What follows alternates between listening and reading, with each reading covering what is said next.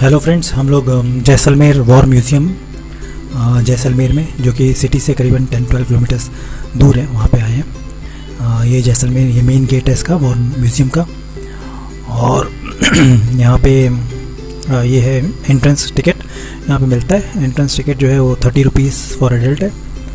और ये T-59 tank जो सामने दिख रहा है, ये चाइनीज़ प्रोड्यूस्ड टैंक है, जो कि सोवियत वर्जन T-54 टैंक का वर्जन है। और ये पाकिस्तान यूज़ करता था 1971 इंडो पाक वॉर में, और इसको लोंगेवाला वॉर में इंडिया ने कैप्चर कर लिया था और यहाँ पे रखा हुआ है। और ये ये म्यूज़ियम है, ये 6 मंथ्स के रिकॉर्ड टाइम में इसको बना लिया गया था। और ये अशोक एम्बलम है, और 6 मंथ्स के रिकॉर्ड टाइम में इसको बना लिया गया था। और यहाँ पे शॉप्स हैं सोवेनिर्स के लिए, जहाँ की आप आर्मी रिलेटेड प्रोडक्ट्स जो है, जैसे कैप्स, कप्स, ग्लासेस, ये सब, और बॉटल्स, ये सब आप विद आर्मी लोगो आप खरीद सकते हैं। और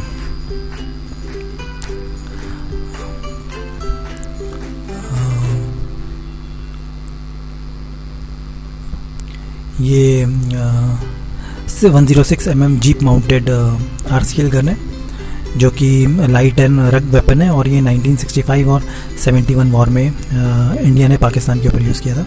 और ये ओपन बंकर्स है, और ये जो है ये क्लोज बंकर्स हैं, कवर्ड बंकर है। तो ये टूरिस्ट के लिए बनाया हुआ है कि उनको वो बंकर का एक्सपीरियंस हो सके। और यहाँ पे ये विंडोज़ हैं जहाँ से वॉच की जाती है और फायरिंग वायरिंग की जाती है। और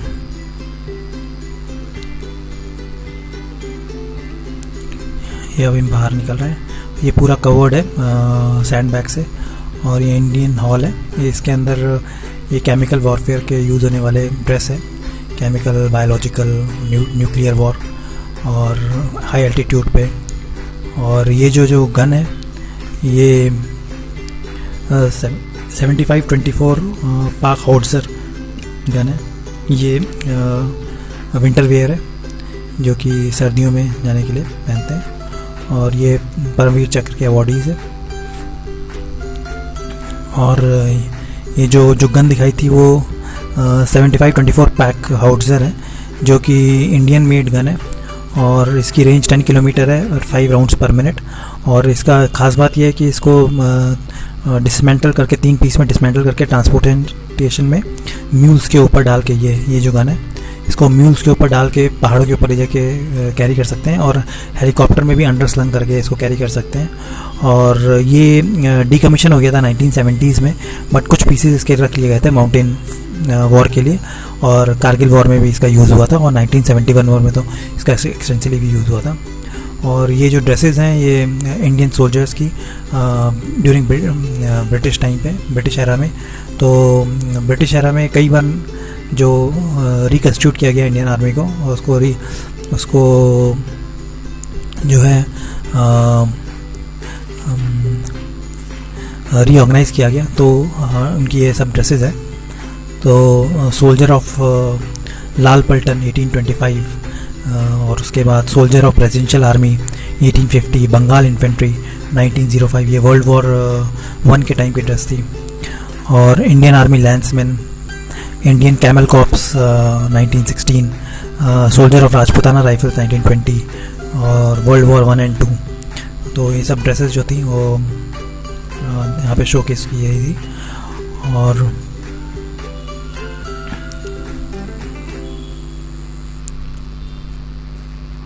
यहाँ पे इंडियन आर्मी की all Wars, main 4 Wars India ने जो फाइट की थी, और भी जितनी वॉर्स फाइट की थी उनके यहाँ पे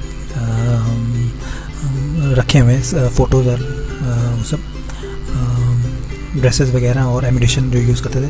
ये जो पाकिस्तान से कैप्चर किए थे उनके लेटर्स, पाकिस्तान सोल्जर्स के सैलरी स्टेटमेंट्स, ID कार्ड्स, और वो सब यहाँ पे डिस्प्ले में है। और जो इंडियन गवर्नमेंट के द्वारा जो कम्युनिकेशन हुआ था, वो सब यहाँ पे इक्विपमेंट्स हैं जो पाकिस्तान आर्मी से कैप्चर हुए थे और इंडियंस के जो इस समय यूज़ करते थे, वो सब यहाँ पे डिस्प्ले पे है। तो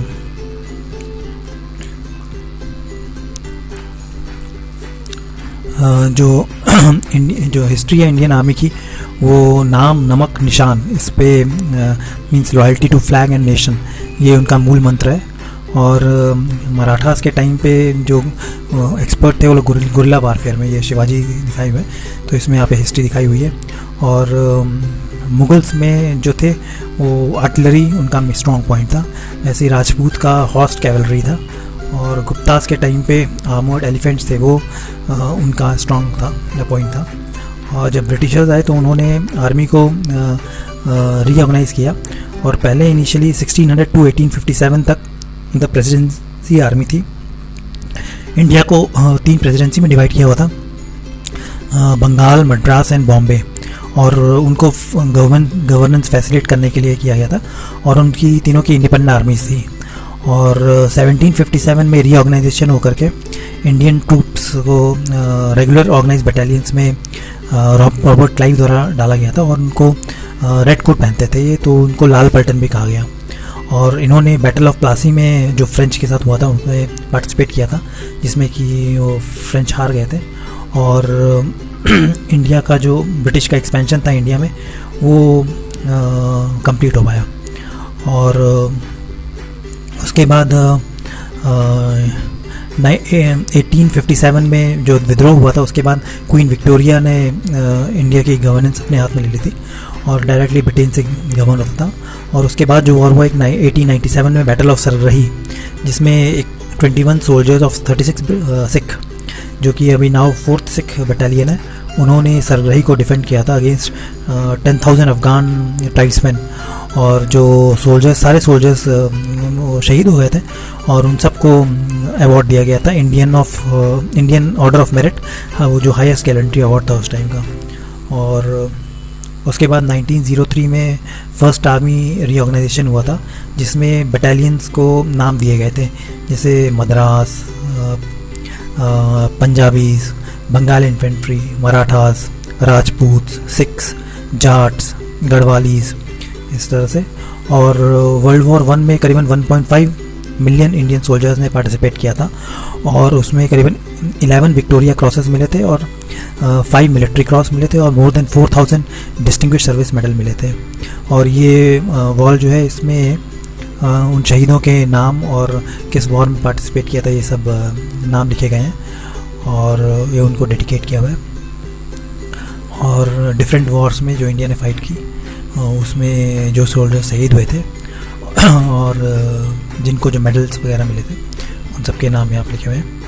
और ये जो है वो खुकरी है जो राइफ़ल के ऊपर लगती है, और उसके चारों तरफ पीवीसी जिनको मिला था शहीदों को और जिन सोल्जर्स को, उनके ये फ़ोटोज़ लगे हुए हैं और उनके बारे में है ये। और जो सेकेंड रीऑर्गेनाइजेशन हुआ था वो 1922 में हुआ था, आफ्टर फर्स्ट वर्ल्ड वॉर, जिसमें ब्रिटिश आर्मी ने जो रेजिमेंट फाउंडेशन था उनको और स्ट्रॉन्ग किया था, और उनकी ग्रेडिंग की थी सीनियरिटी के हिसाब से, जैसे Punjab, Madras, grenadiers, Maratha light infantry, उसके बाद राजपूताना राइफल्स, राजपूत, गोरखास, इस तरह से उनको सीनियरिटी वाइज डिवाइड किया था। और जो कैवलरी रेजिमेंट थी, हाउस माउंटेड रेजिमेंट थी, उनको रिड्यूस किया था, और signals, ordnance, veterinary corps, artillery, इन सबको इस्टेब्लिश किया था। और वर्ल्ड वॉर 2 में करीबन इंडियंस को 31 विक्टोरिया क्रॉसेस और मोर देन 4000 गैलेंट्री अवार्ड्स मिले थे। और आफ्टर इंडिपेंडेंस 1947 के बाद अभी presently more than 1.2 million strength है इंडियन आर्मी की, और 3rd लार्जेस्ट बटालियन है। और ये 1971 वॉर में जिनको भी परमवीर चक्र मिला था, तो जो परमवीर चक्र है वो हाईएस्ट गैलेंट्री अवार्ड है, और ये 26 जनवरी 1950 को इंट्रोड्यूस किया गया था, और 21 पर्सन्स को अभी तक मिला है। और ये देख सकते हैं एमिनेशन जो यहाँ पे डिस्प्ले में है, और जिसमें कि 20 जो है वो आर्मी से हैं, और एक जो है वो एयरफोर्स से है, और 14 जो है उनको शहीद होने के बाद अवार्ड दिया गया। और ये जो मेडल है ये ब्रॉन्ज का डिस्क है, और इसके सेंटर में नेशनल एम्बलम है, और चारों तरफ जो है वज्र के निशान है।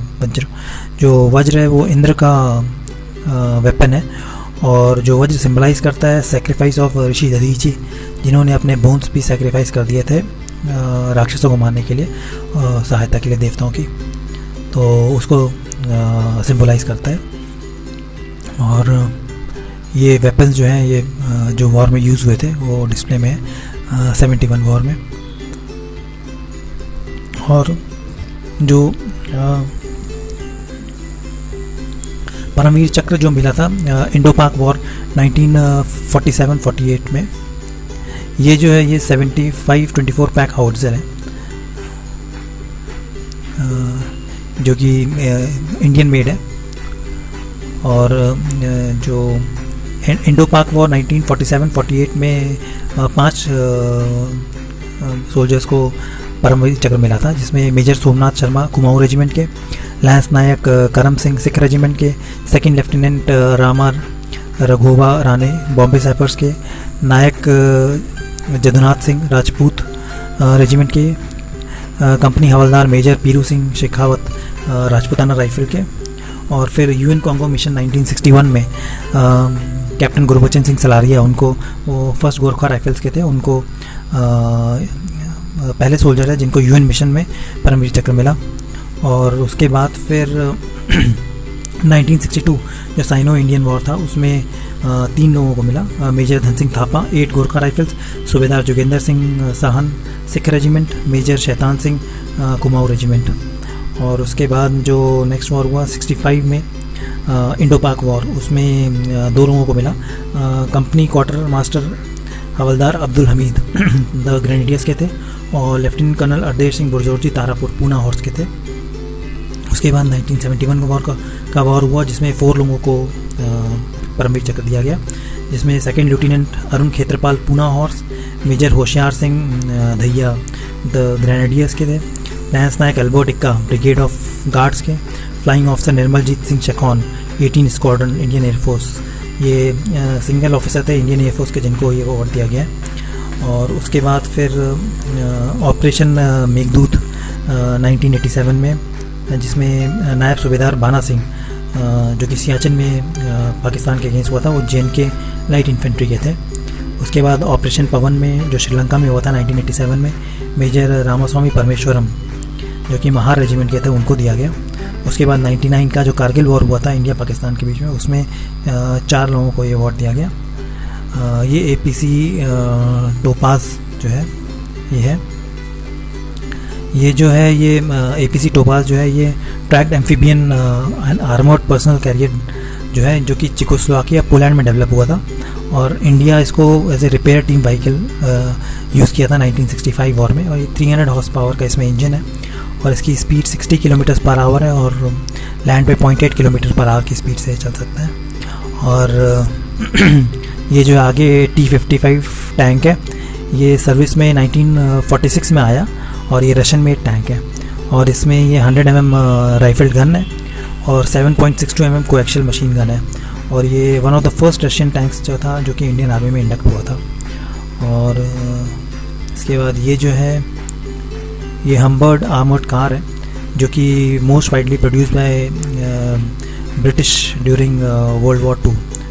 और इसके बाद ये P-15 रेडार है, ये USSR में बिल्ड है, 1955 में USSR में बिल्ड हुआ था, और इंडियन आर्मी में 1969 में इंडक्ट हुआ था। और इसकी रेंज 150 किलोमीटर है, और 3 किलोमीटर एल्टीट्यूड तक ये काम कर सकता है। और इसका यूज़ 1971 और 99 के वॉर में हुआ था, और इसको 2000 में डिकमीशन कर दिया गया। और देखिए जो है ये हंटर FGA MK-56 जो एरोप्लेन है, ये सिंगल सीटर टर्बोजेट इंजन है इसमें, और ये एयर टू एयर गनरी के लिए यूज़ होता है। इंडियन एयरफोर्स में ये 1957 टू 1998 में सर्व किया इसने, और वाइडली इसका यूज़ हुआ था 1965 एंड 71 वॉर में, और लॉन्गे वाला वॉर जो 1971 का था इसमें इसका बहुत इंपॉर्टेंट रोल था।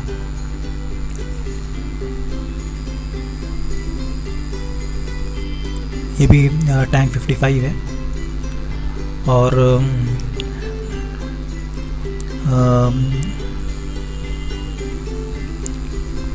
ये जो है पाकिस्तान से वॉर में इंडिया ने कैप्चर किया था। ये टोइंग वेसल है पाकिस्तान का, रिकवरी वेसल ISOLI M40। तो ये 1971 वॉर में रिकवरी के लिए यूज़ किया था, डैमेज व्हीकल को टो करने के लिए। और ये 200 हॉर्स पावर इंजन है और 20 टन के लोड तक को टो कर सकता है। ये इंडियन आर्मी ने कैप्चर किया था लोंगेवाला वॉर में 1971 में। और ये सब जो टैंक्स है जो इंडिया ने यूज़ किए थे और पाकिस्तान से जो कैप्चर किए थे वो यहाँ पे डिस्प्ले में है। तो हाँ, जो 1999 जो कारगिल वॉर के जो परमवीर चक्र अवॉर्डी थे वो captain Vikram Batra JNK rifles के थे, lieutenant Manoj Kumar Pandey 11 Gorkha rifles, rifleman Sanjay Kumar JNK rifles, grenadier Yogendra Singh Yadav the grenadiers के थे। और ये परमवीर चक्र जो थे इनको मिले थे, उनके जो स्टैचू लगे हुए हैं और उनके बारे में इंफॉर्मेशन दी हुई है।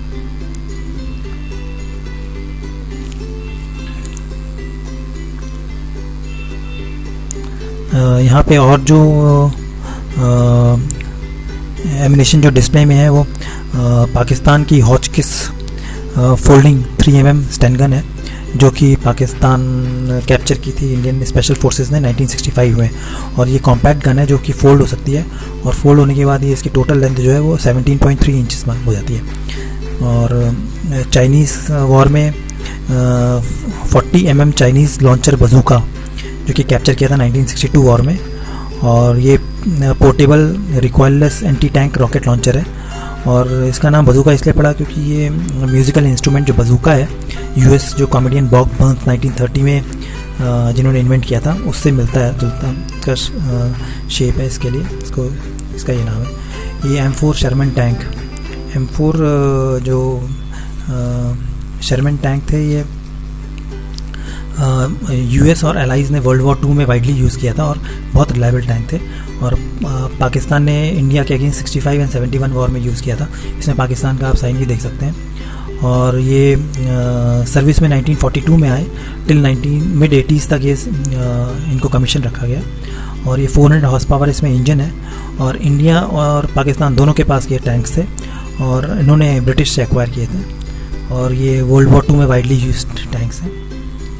ये T-55 टैंक्स है जो कि रशियन मेड है और इंडिया साइड से ये फाइट किए थे लोंगेवाला वॉर में।